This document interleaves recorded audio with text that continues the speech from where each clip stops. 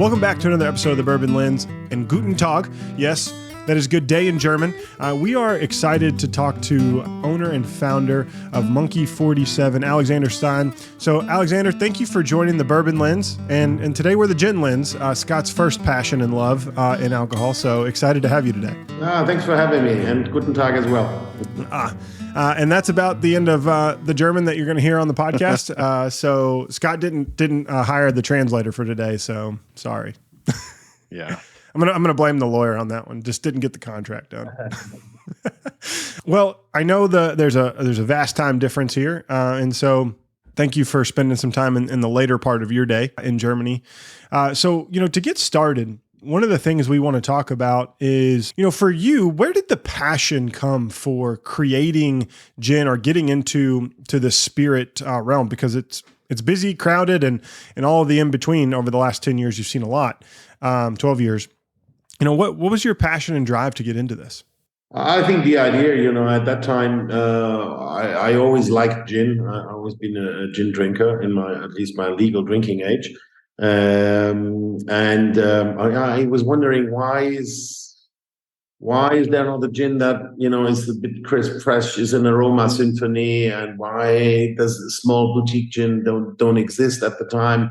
Why is it dominated by industrial players? And while the category gin legally gives you a vast field to play with. Yes, juniper flavor, yes, is mandatory. Predominant juniper flavor, whatever that means legally, right? But it gives you the opportunity, who's judging what predominant is and what not, right? And there's some historical relevant ingredients. But technically, you have a canvas, or a whiteboard, and you can draw your picture. And I can use different colors, and there's basically, apart from juniper and the distillation process, not a lot of limitations, which is great. And why did nobody ever take advantage of it to compose something, what I call it, like an aroma symphony? It's not about, juniper and putting some 2-3 other ingredients that already exists. I don't need to compete in that area.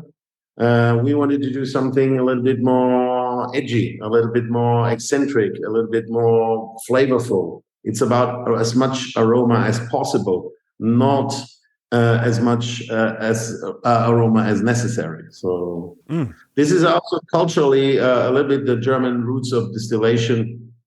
Just to give you an example, we have in my area 28,000 micro distilleries. So there's actually a village with 100 inhabitants and 400 licensed to distill. So it's a pretty good ratio.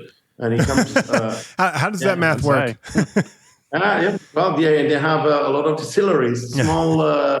It's a right to distill. That doesn't mean necessary distillery. It goes back to Catherine the Great, who granted the farmers the right to distill in winter and sell it as a fixed rate to the government. So that's why we have really a wealth of distillation.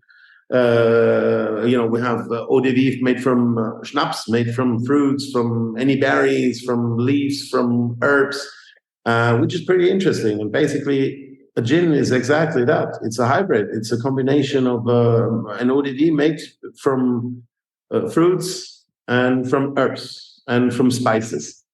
And it's actually, at the second look, it's quite logical that you could also produce a gin like Forest. Although at the beginning, people were really nodding their head and saying, "Look, this is," even my parents, and saying, "This is the dumbest idea I've ever heard." But okay, look who's laughing. Right? I'll prove you wrong.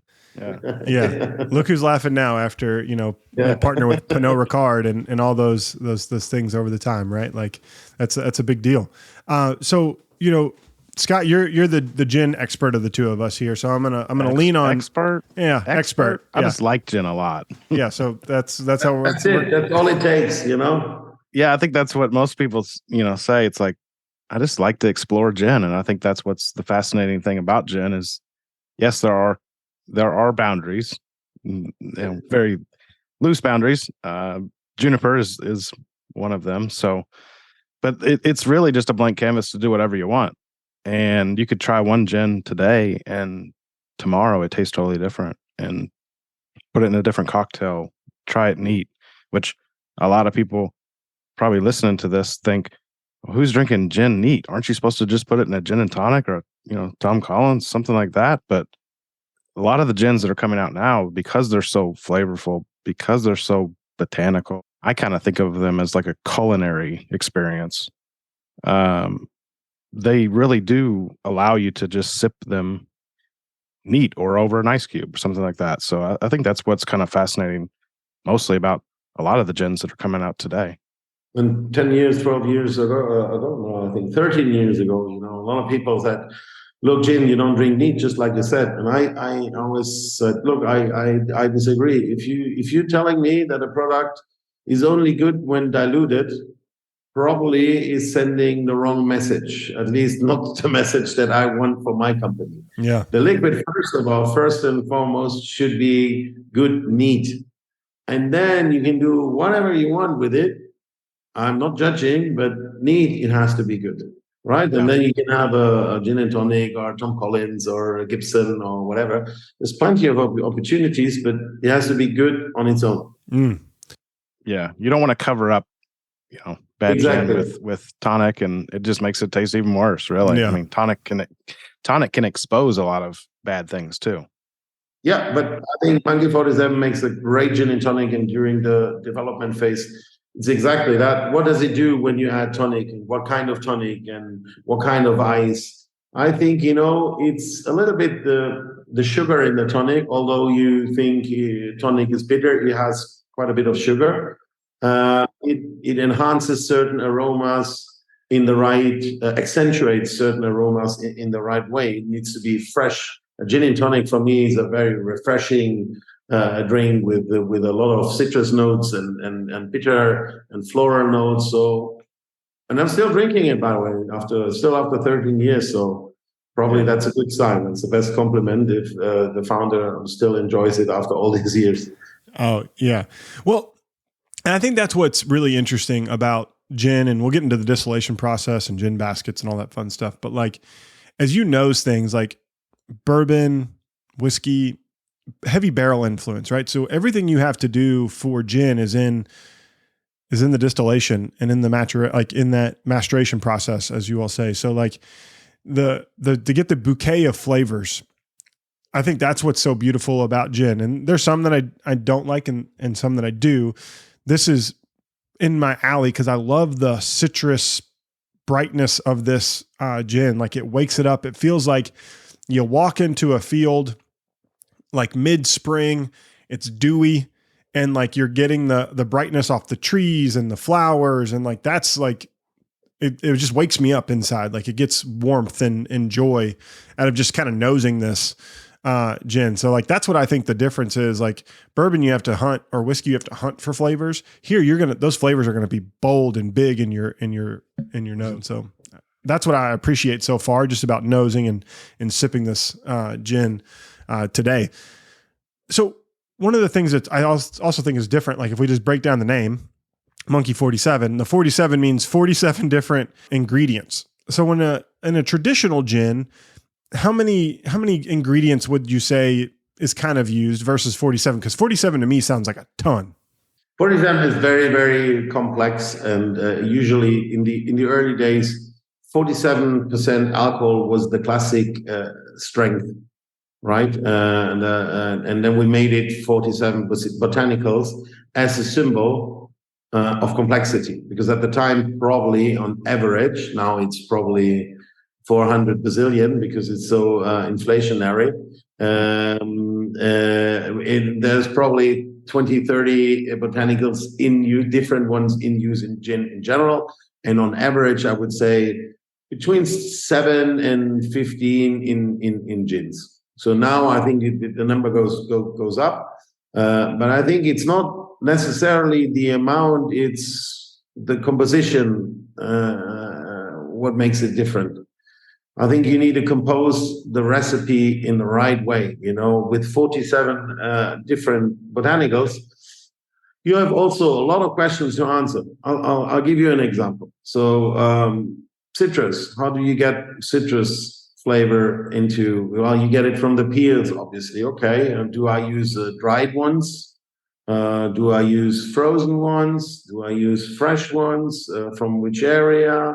So you need to answer all those questions, because not only the recipe, the step before, it's the purchasing, finding the right suppliers, buying the right neutral alcohol, macerating at the right temperature and the right degree of alcohol. And then you can only ruin things through distillation, right? So it's a bit of a misconception.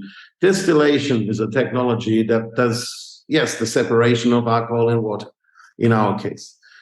That's probably 10-15% of the quality. You cannot, it's not a miracle machine. You cannot distill something out of it when it's not there, right? So it starts with a good macerate, and a good macerate you get with good ingredients. So we buy fresh lemons, and we peel it every day, 4 hours. They need to be unwaxed, no fungicides, no pesticides. And then we add those peels freshly to the macerate, because what we want is the essential oils.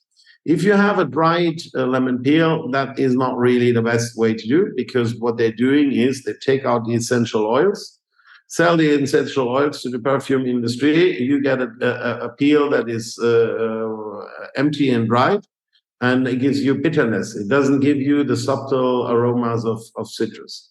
And with a frozen one, it's doable, but you can never judge what's the quality of the original fruit. So I prefer fresh. That's why we have seasons, and then we have off seasons where the citrus fruits are just not good, and then we don't buy. We peel then, and we stock frozen. We freeze ourselves for the time where we don't have the quality that we desire. And in the early days, we just didn't produce at that time. Very simple. So, but that multiplied by 47 gives you a lot of questions and a lot of things to do. It's the little details. It's very geeky, I know, but it's basically the fun of it. Yeah, time intensive and labor intensive to pay careful attention to each botanical as you go through. Yeah, and that's something that a lot of people, what you mentioned about lemons, a lot of people don't realize that most of their fruits and vegetables that they get from the store have a coating of wax on them for appearance. So even people that make some of the best cocktails with, orange, lemon, the peel to get the oils, you're also contending with a layer of wax that is going to change the flavor. So obviously we'd all love to go out in our backyard and pick all the fresh fruit and vegetables that we could, but sometimes that's just not practical. So yeah, well, if I have visitors and they say, "Oh, I always say we want the ugly ones. We don't want the supermarket one, the bright yellow ones. Then they all look the same and they're shiny. Ours looks way different. But also the quality is way different. If you take a peeler and you take a zest and you smell, you notice the difference. Yeah, I mean, I've had Mediterranean lemons, and like right off the tree, like they let us pick one, and it's just completely different. The flavor, the brightness, the acidity, it makes all the difference in the world when you're getting fresh fruit from the vine or from the tree. It's something that's really unique. And speaking of unique flavors, the lingonberry is also something that's unique for you all, right? Like that became a really big topic of conversation and a really well done YouTube video y'all did at the very beginning. So when you think about like what makes the lingonberry so unique to this recipe, and like what flavor profiles does it bring forward? Well, what we do in production, we get the molasses-based neutral alcohol, and then we do a so-called pre-maceration. So we're making a mash with the lingonberries. So there's no stems, no nothing. And we macerate the lingonberries for about 10, 14 days in neutral alcohol. So it gives the alcohol a texture before the real maceration. And what the lingonberry has, in talking about flavor profile, they're bitter, they're fruity, they have acid, and they have sweetness. So actually, all flavor compounds we are looking for as a distillers. It is a layer on top of the neutral alcohol, and on top of that, we start with the maceration, where the rest of the 47 botanical, in that sense, 46 botanicals, will be added to this lingonberry alcohol mash or macerate. And we macerate then for another 36 hours, because you have some ingredients that have a little stems, like acacia, for example. You extract certain aromas very, very quickly, but you don't want to extract tannins or bitterness. You want to be in control of the maceration. You want only the aromas that you want. So you need to find the best compromise when to distill. So we stop maceration after 36 hours. And for the listeners, maceration is extracting aromas from a plant, for example, or a fruit through alcohol. So very simple. We're not fermenting because there's not a lot of starch, not a lot of sugar that you might need for fermentation. So we use another method called maceration and then distillation. So it's a bit different.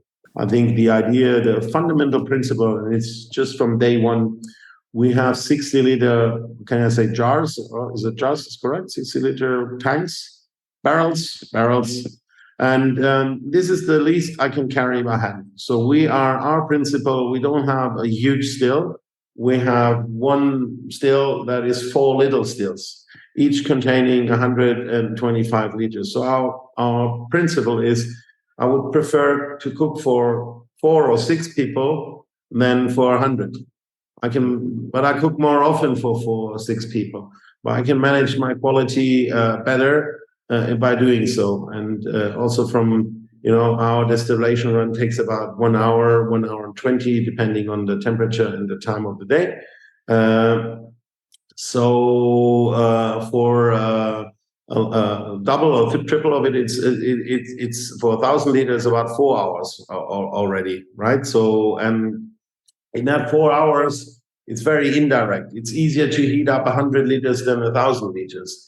It's more direct, and so I prefer that. Than if I would work for a consulting company, they probably think that I'm a complete idiot because it's about economies of scale and all that. It's not the point. I know how to make it bigger and faster, but tell me how to make it better. So this is the question. Not cheaper, faster. That's not the point. Yeah.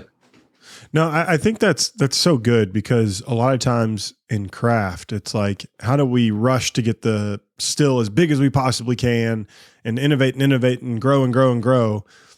I like the slow approach here. Like, hey, we're gonna feed 10 people versus feeding 10,000 people, and we're gonna do that feast for those 10 the best way we possibly can. Versus like, hey, there might be needed some laxative in that food for 10,000 because we don't know if everything was cooked right. Yeah.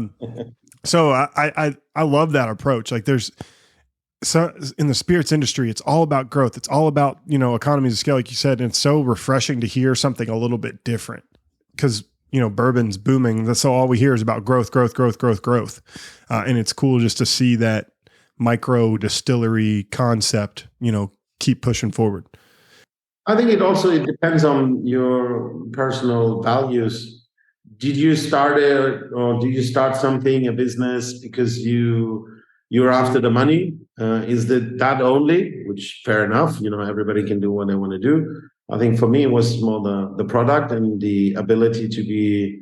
I think I'm very blessed by being able to have a job like that and to be able to create a product like that. I don't take it for granted. So I think if you only in for the money, probably it might not be the greatest product on earth. It should be about the product first.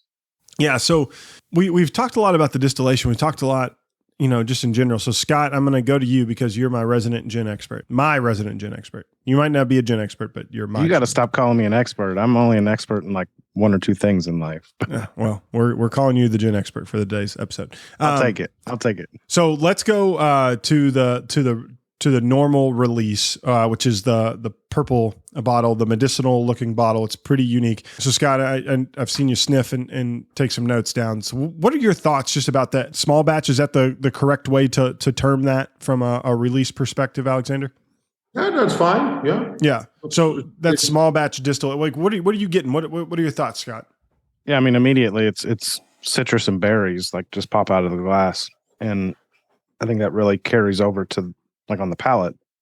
The it kind of turns from like a citrus oil like on the nose to kind of like I don't know how to describe it. It's almost like something like a baked citrus. I don't know if that makes sense. Like kind of like flame citrus or something like that, but it definitely carries over, and the viscosity of the gin is just, it's super viscous. It's just like, it's bright, but it's not like a bright gin like what like I know Jake likes some of the bright citrus summertime gins is what I like to call them, because I drink gin in the winter more so than in the summer, but this drinks like a wintertime gin to me. It's also got like some black peppercorn notes. Like peppercorns are fruity if you really dive into it. We have about a pepper mix with over 20 ingredients, and not only pepper, but there are some particular pepper forms. They're very, very fruity. Yeah. Also something like nutmeg a little bit, although very, very little. There's a cubeb pepper. It's also very interesting because there's a different note. So it's we have different layers. You have the peppery notes, then you have the citrus notes. It's grapefruit basically, and lemons. But the grapefruit is, I think, I love the smell of the essential oils of grapefruit because it's very delicate. And then we have the floral notes from lavender, obviously, acacia. And I think, they're all pretty dominant flavors. And the trick is actually, how do you make them one? Yeah. Yeah. It's not this. It should be one. And that is something you need to work very, very hard and long to make it almost perfect, although perfection somehow doesn't seem to exist, and it's very frustrating, but at least I'm thriving for it, right? Yeah. And some people are more receptive to certain aromas and certain tastes. So it's not like you're like, I only taste this. It's, if you give it a little bit more time, you're going to find additional things. When you put a note in kind of the back of your brain and say, okay, I'm going to stop looking for that, I'm going to look for something else, you will, those other things will start to emerge. I mean, one thing that pops out to me and a note that I really like, and I think one reason why I really love gin, or some gins, but is honeysuckle. And then like, that's like a very floral but sweet note that it basically reminds me of my childhood going to my grandmother's house. Yes. Like, she had wild honeysuckle like crazy. And so it's like just walking out in her yard, that was what I smelled. So that's one thing that I found here. And it's just like that perfumey floral note. Yeah, no, that's exactly that. It's proposing those floral notes, and within any category, you're trying, like a parfumeur, you're trying to find the best solution possible, because I think at the beginning of the development process, you probably have an idea in your mind how it should taste like. But the problem is how to get there. Right? That's always the problem. Yeah, the grapefruit lavender is kind of like the note. Like that's what I'm getting in it. It smells oily. Like, and so like that's what's I think really nice about it is that oily smell also matches on the mouth feel. Like it's got a nice oily texture, so it's coating, and you get more across the palate. Like from a holistic perspective. So while you may get the lavender grapefruit up front, it's those pepper fruity, bouquet of flavors that end up on your palate. So my 1 ounce that I gave to myself is gone, and I gave Scott the rest of 375. It's your breakfast gin. You don't need to drink that too much, right? No, it's a good gin, like, and it's just super easy to drink. Like I feel like this is a gin for all all times. Even though you said it's a winter gin, I'd drink this over a cube any day of the week. Yeah. So I guess kind of going back to what I said earlier about like gin to me is kind of like a culinary thing. I think with this gin, and I've never had this gin, even though it's always been on my list to try. Like there's just so many gins, and then I start a bourbon podcast, and you can only drink so many times in a day. But I think that the molasses characteristic, like the thicker consistency, and not thick, but the heavier weight to it, helps carry a lot of those notes. Kind of like if you're making a dish and you forget the salt, which that's a criminal error, but you forget the salt and then you taste it and you're like, this doesn't really taste right. Just a sprinkle of salt can wake up every flavor that's already there. You already did it. You already did all the work. It just needs to be enhanced. I think that's what kind of allows the body of this spirit to really bring all those flavors too. No, exactly. So I think it's like you said, it's small details, and if you leave out one, something will change. So and that's basically it, right? So this is the secret. A small detail can change the whole thing, and it might seem very unimportant, but it's actually not. That's why I think in the development phase you need to try out many different things, and it's really a bit nerdy. But you say, 10 15 different neutral alcohols and different lemon dried whatever, and then with herbs, are they dried? Are they fresh? When they're fresh, sometimes it gets soapy. So small things. At the end of the day, you need time. You cannot just throw things in a pot and distill them. That works, unfortunately, to some degree, but it's never going to be great. Yeah, when you said soapy, sometimes I have gotten that on gin, so that was really interesting that you said that, like that soapy kind of note to it. So, to regress here, I know we've gone in on the regular small batch release here. Before we get into the new distiller's cut, there's an inspiration that comes from India, in this process of making the spirit. So how did you come upon the story of, and I forget the individual's name, of him going over there and creating this gin and the recipes that you would find that were kind of handwritten, but weren't really like, full out for you all to, recreate, 30, 40 years later. So like, how'd you come across that? I think the fundamental idea is they found one of the 28,000 micro distilleries was that I mentioned earlier was distilling a rudimentary gin for a gentleman called Montgomery Collins, and the gin itself also developed from being juniper only through British India. The trade of herbs and the colonies, unfortunately, but we had the Germans, we didn't have access to exotic fruits or whatever, so gin already had some exotic flavors.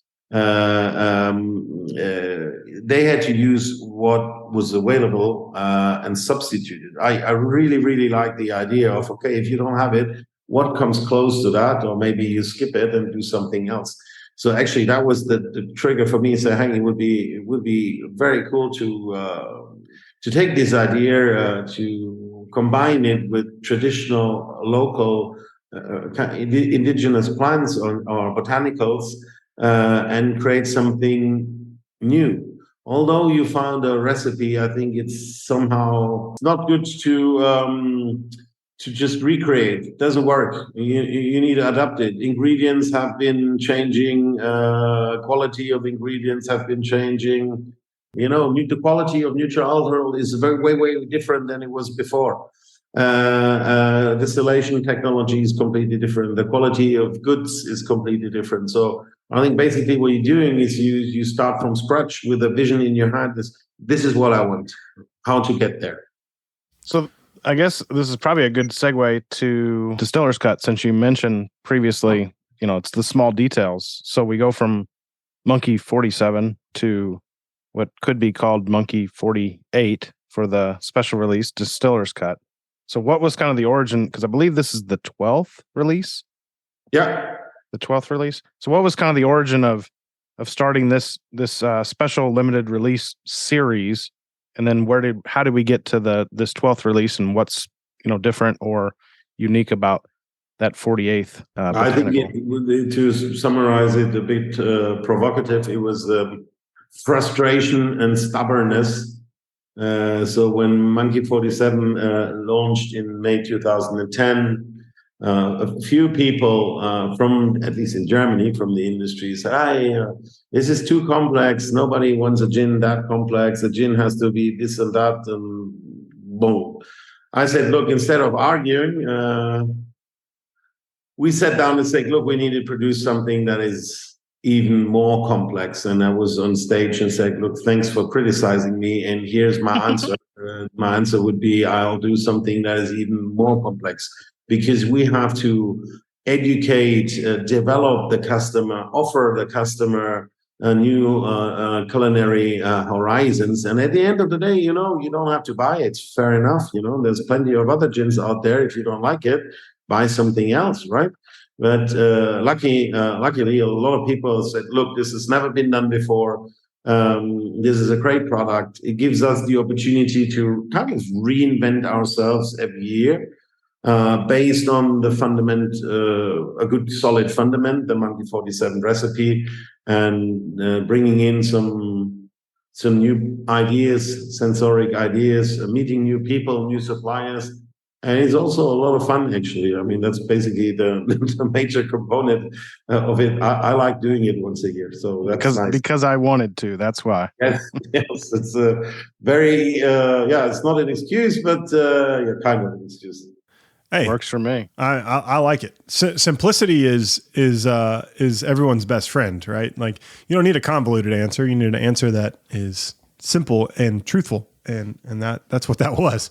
And this one is different. Like, this one is unique. And so, Scott mentioned there's a 48th ingredient. So what makes this 12th edition release different than the traditional 47? I think the recipe is, first of all, the centerpiece, the star, is one ingredient where you would break the rules of being super harmonic. You want to highlight the superstar ingredient in that year. So this year was woodruff.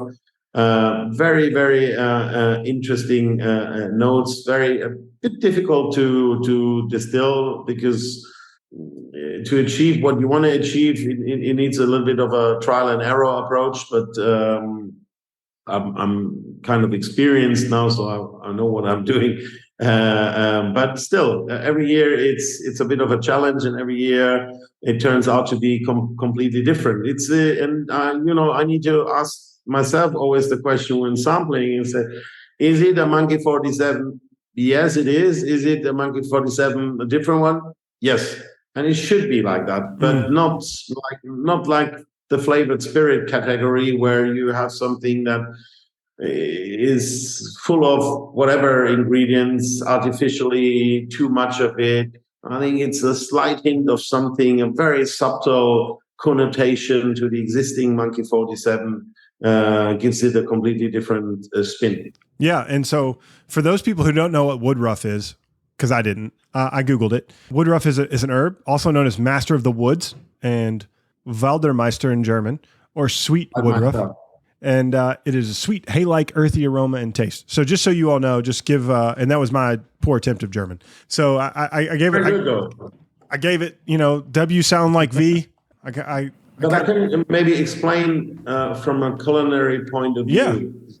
So, woodruff contains coumarin, and it's the same that what's the tonka bean? You know the tonka bean? If you smell a tonka bean, that's how the plant smells when it's dried, not fresh. It develops the coumarin and this particular smell when it's dried. And that's what you're trying to capture. Not as strong as the tonka bean, but it's a little bit of a flavor that changes the recipe into another direction. And like, what's really interesting about this, like this is, Master of the Woods. That kind of like really portrays, I feel like, how this comes forward. I would say this is like woodsman. Like if you, or a woodswoman, we'll be inclusive here.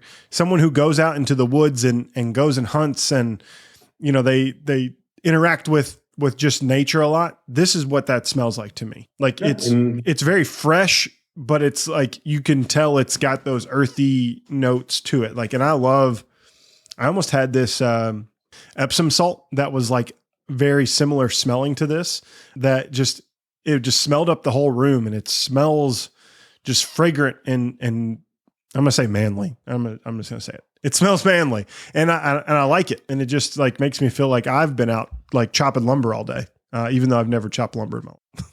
I should.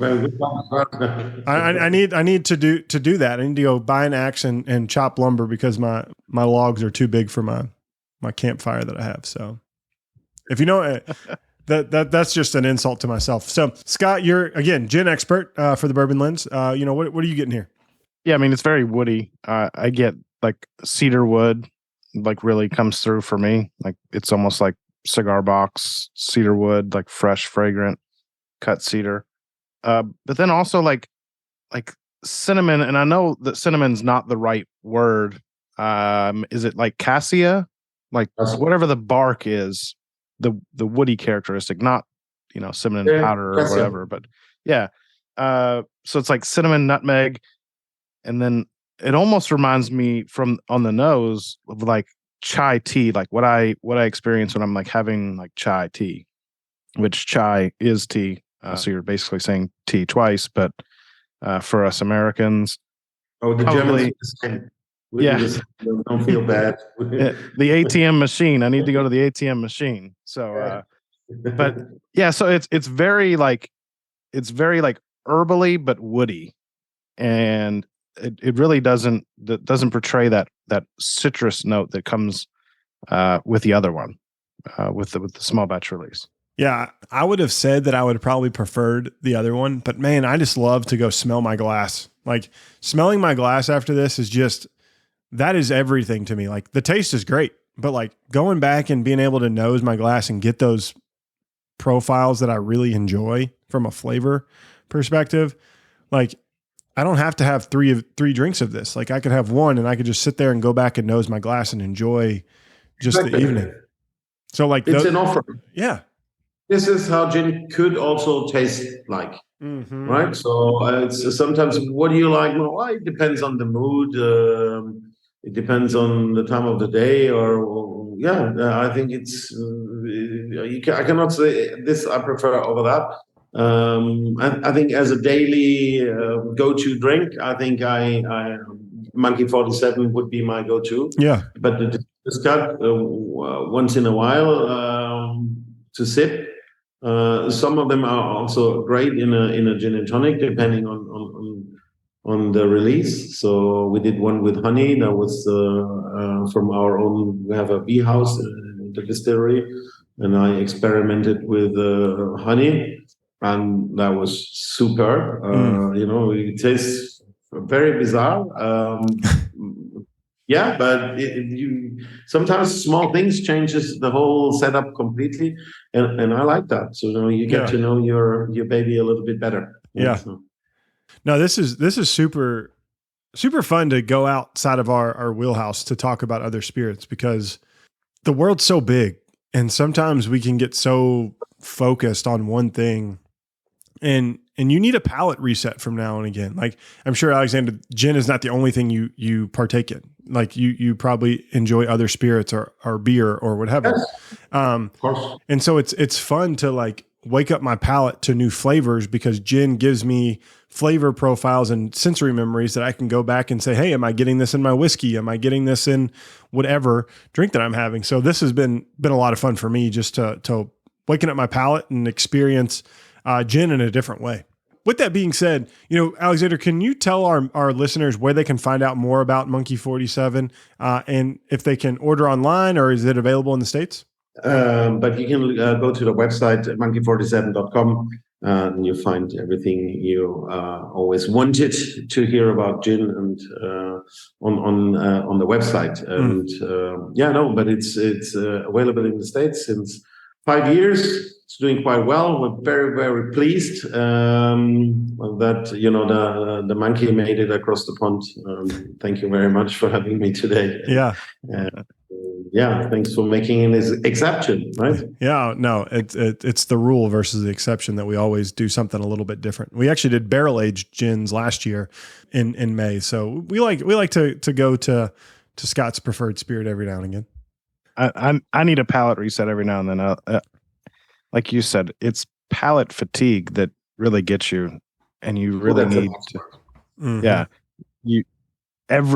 Yeah, for a while there, admittedly, I didn't want to drink whiskey because every whiskey just starts to taste the same. Yep. It's like they all kind of blend together at a certain point. So I get, most consumers aren't like us. They just want to taste a whiskey that's good and easy to drink.